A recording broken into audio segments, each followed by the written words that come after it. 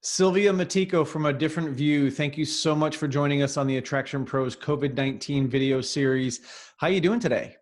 Hey, I'm doing like everybody else, working from home in my sweatpants. I actually put on blouse today to do this. Oh, we appreciate that. Thank you. So can you tell us just kind of big picture how COVID-19 has affected you and your clients?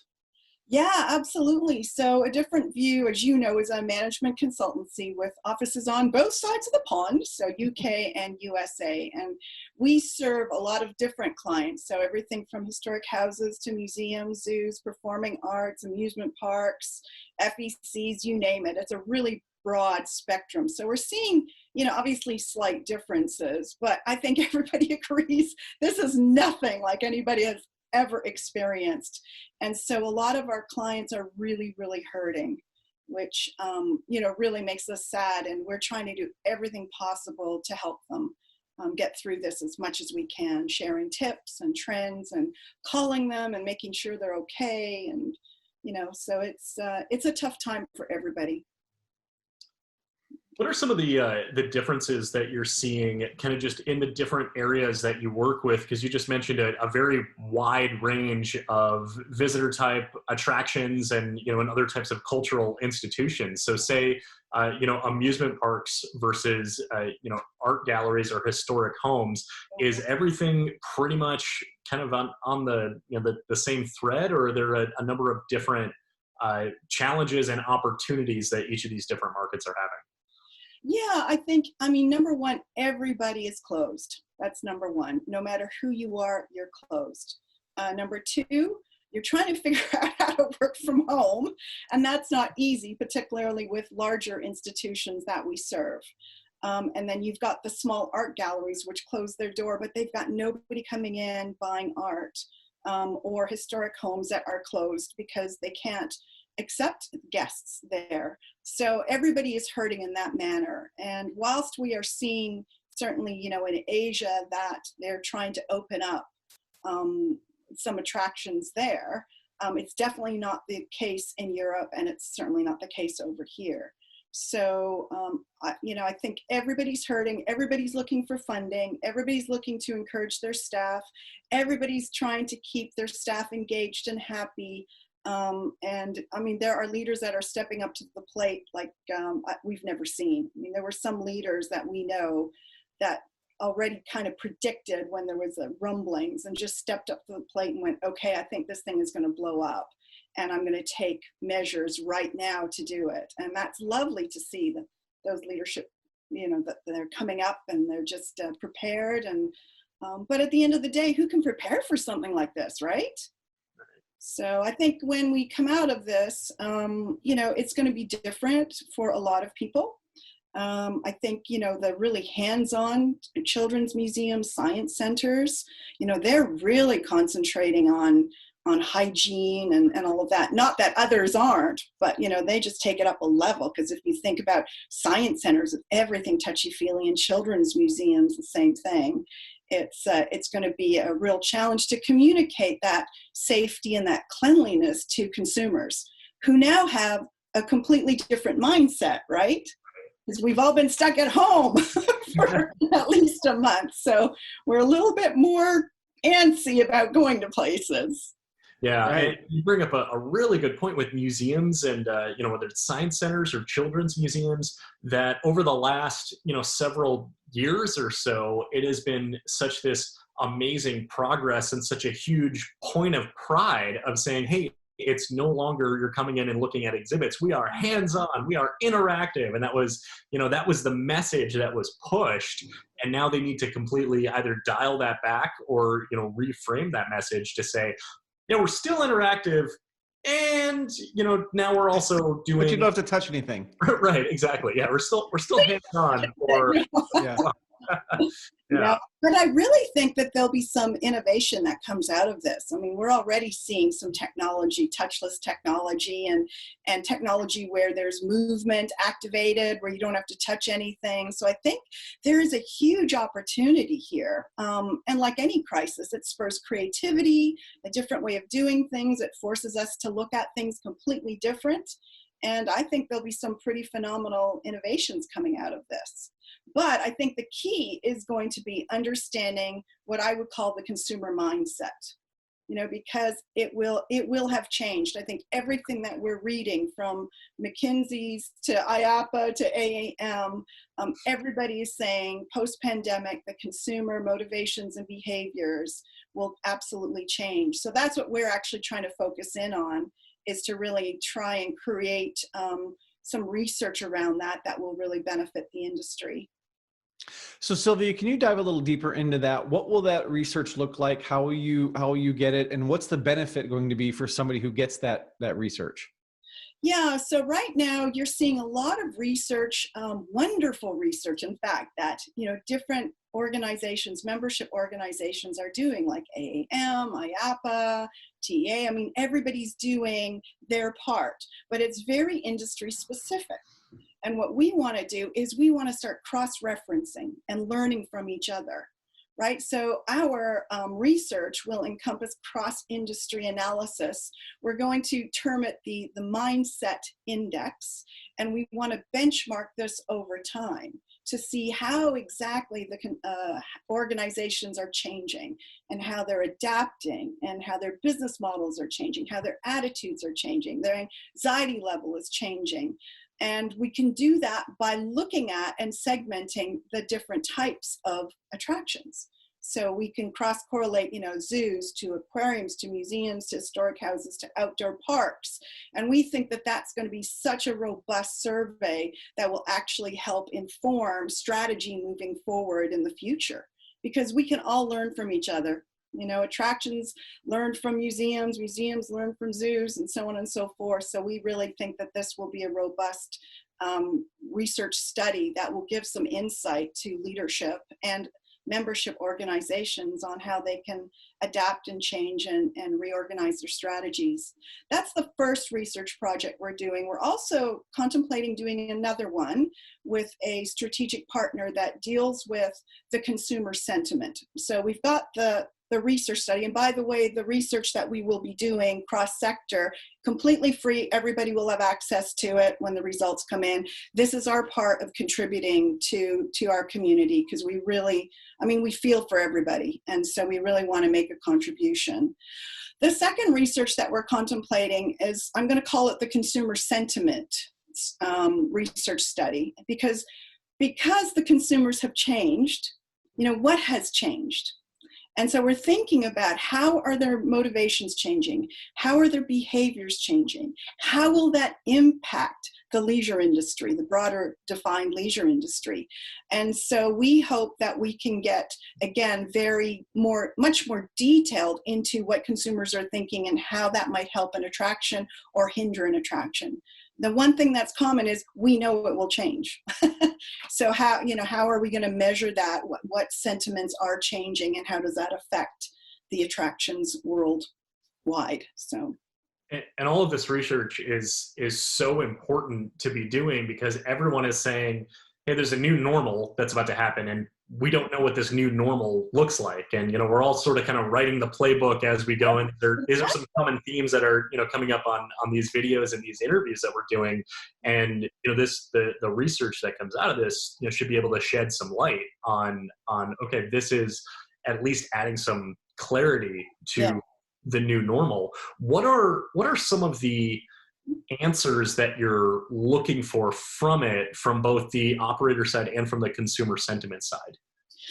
I think the overarching thing that we're looking for is a basic understanding of where consumers are, and we hope to do this over time. So not just once, but continue to develop it, because realistically, consumer mindsets will be changing in the next 18 to 24 months. Until a vaccine has been identified, there still will be angst, obviously, even if attractions are doing social distancing and cleaning and everything like that. So we're hoping that we can chart a path so that we can see that the pathway is a little bit more clear, because right now nobody has a crystal ball. Nobody knows what the end is going to look like, but we also don't know what's in the mindset of the consumer. So once we understand the mindset of the consumer, it's going to dictate how you engage your brand with your consumer, the visitor experience, obviously operations, how you communicate with them, technology, it might impact your technology considerations. And I think a big thing too, in light of communication, is also a new world around empathy and compassion. Because I think the days of a hard sell, buy a ticket, get 20% off kind of thing, it has to be tempered. That part has to be really tempered. And I think you're also hearing that on your other webinars here too. It's like, how do you speak to consumers now in an empathetic way, not just come buy a ticket? It's about, man, we know the troubles that you've been through. Tell us about some of that. This research hopefully will impact pricing as well, will help inform pricing. Because you're going to have what did I read this morning? 22 million people have filed for unemployment. I mean, my goodness, that's a huge percentage of the population that will not have disposable income.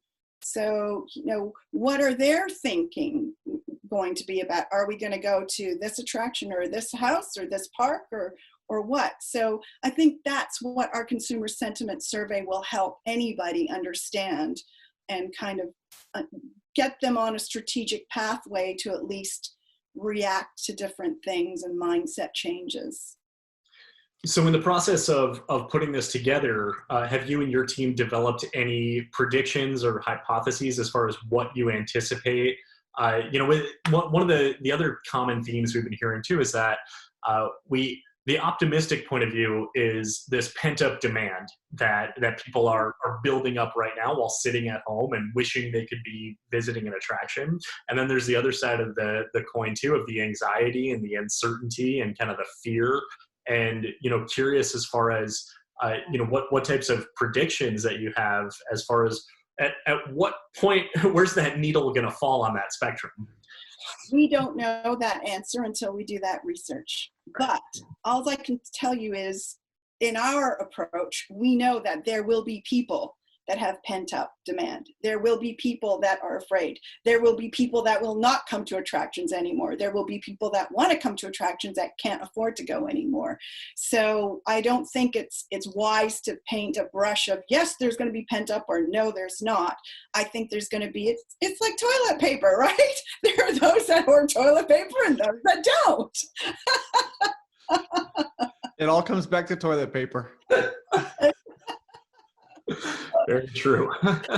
Yeah, it's true. I mean, you look at your own neighborhood and everybody's reacting completely differently. So, I think it's dangerous to broad brush anything. And, and that's why we think that this research is so important, because we don't have a clue right now where the sentiment is, but we do know that it will be changing over time. So we want to measure it, now versus in 2 months, 3 months, and a year from now, and just keep those indexes, going, and those milestones going, to see what it is that you've got to react to. Yeah. That has to be incorporated into any strategy. And that we help a lot of organizations with their strategic plan. And so it's like, okay, throw out the SWOT analysis. Let's start over again.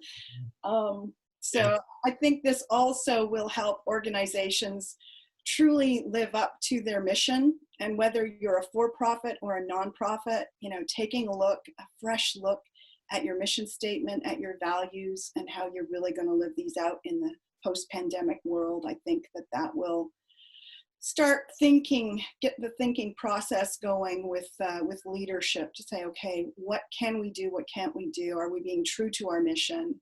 And now what do we need to scale back, or what do we need to redirect? Because, through anything, your vision, your mission, and your values have to be your anchor. How you execute on that will change. But now's a really good time to have a think about, okay, does my mission statement or my vision really work organizationally? So. Mm-hmm.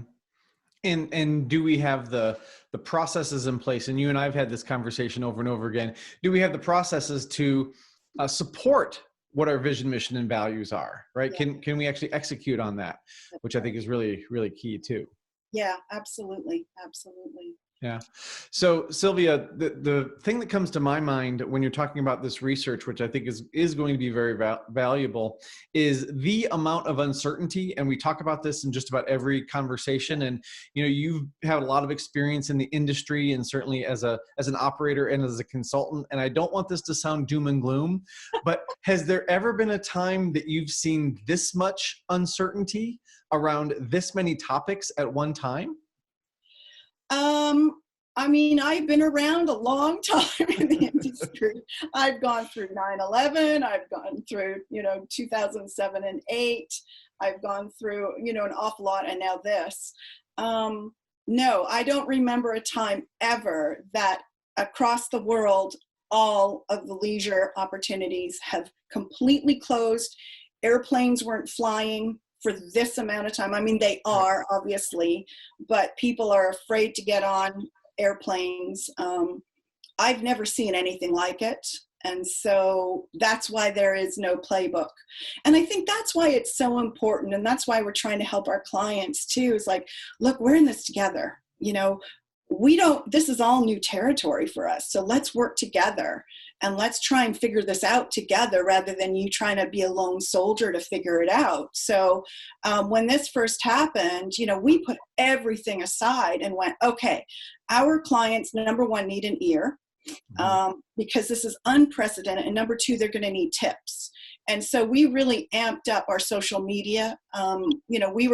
We were putting stuff on Facebook and on a different Views LinkedIn page, everything from, hey, here's some funding opportunities, to some lighthearted, hey, here's some online engagements that we think are cute. So, this is a time to band together because there's nothing in my 30 years in the industry. I've never seen anything like it. Yeah. What's going on with Timbalaya with all of this?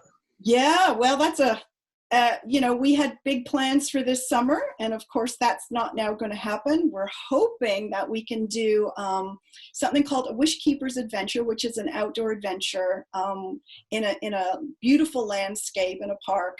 But again, we'll see, because this whole social distancing thing is just right now, we're not quite sure where people are going to land on that. So it has delayed everything. It has delayed everything, like everybody.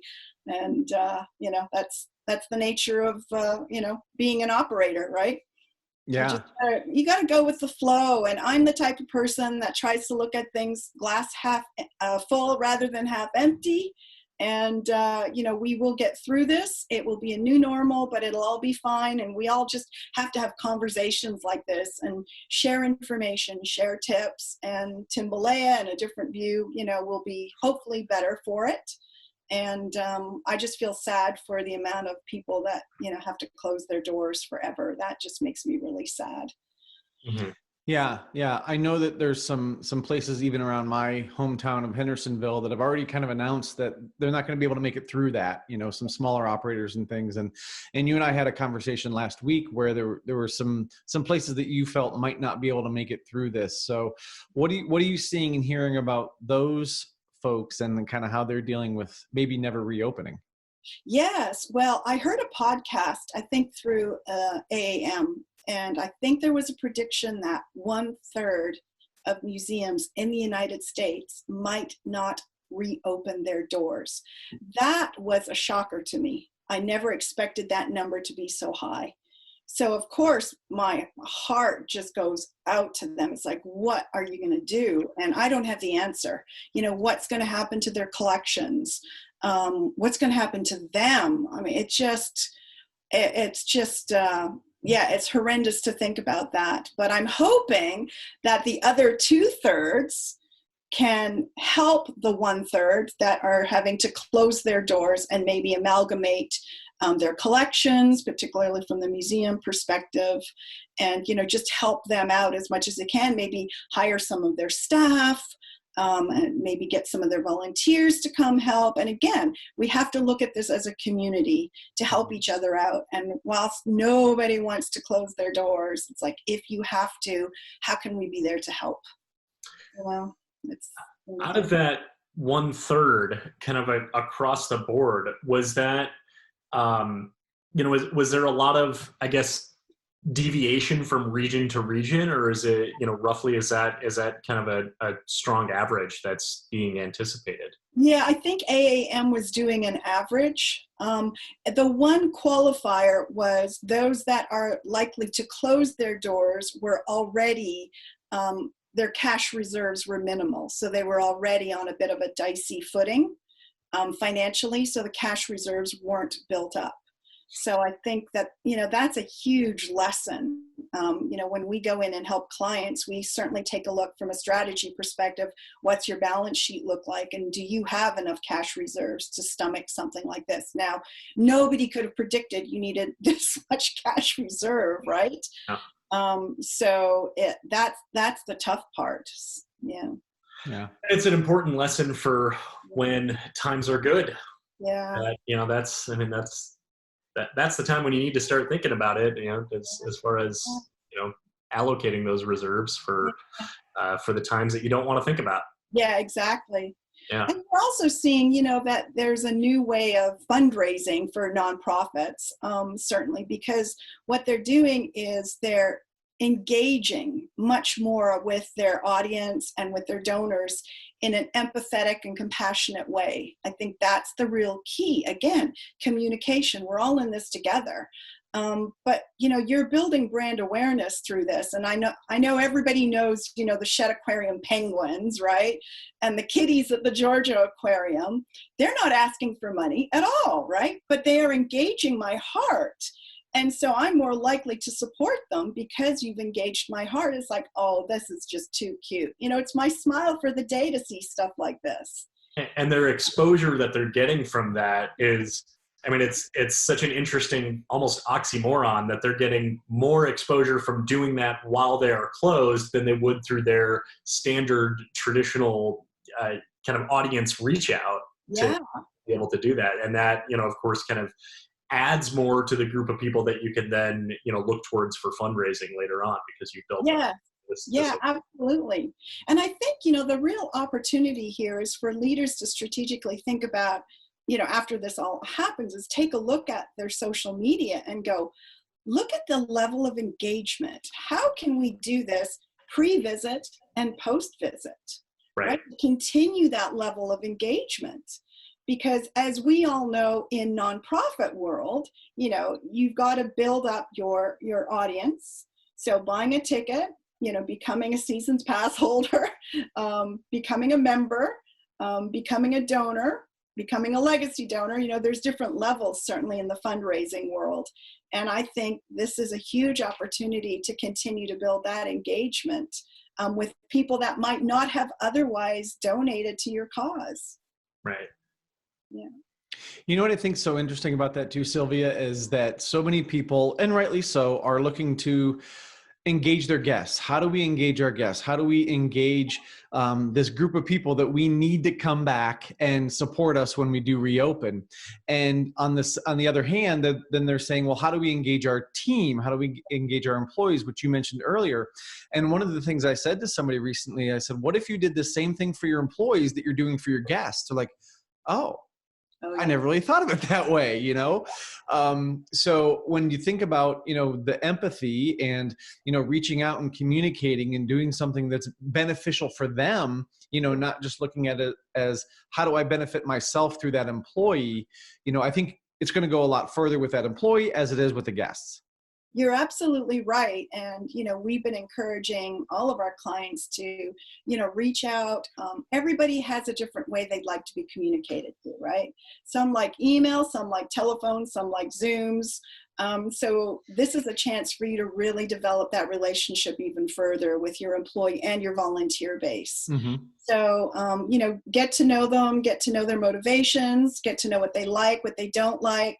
It's a new way of doing business for the employees too. And they're struggling with, okay, what are we supposed to be doing? How are we going to do this? And just reassure them that, hey guys, we don't have all the answers, but let's figure it out together. Right. Because they are going to be really key in understanding what the guests require and how to deliver on that. And they will come up with phenomenal ideas that you've not even probably thought about.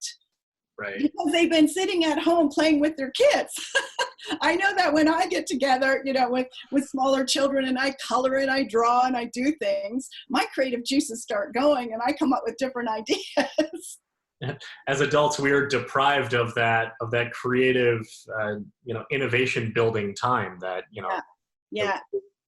awarded as children. And now that, the employees have more time to be able to pull back from the immediate day to day of their operation, allows kind of these thoughts to continue to form and to build, which can hopefully lead to very productive innovations within their institutions.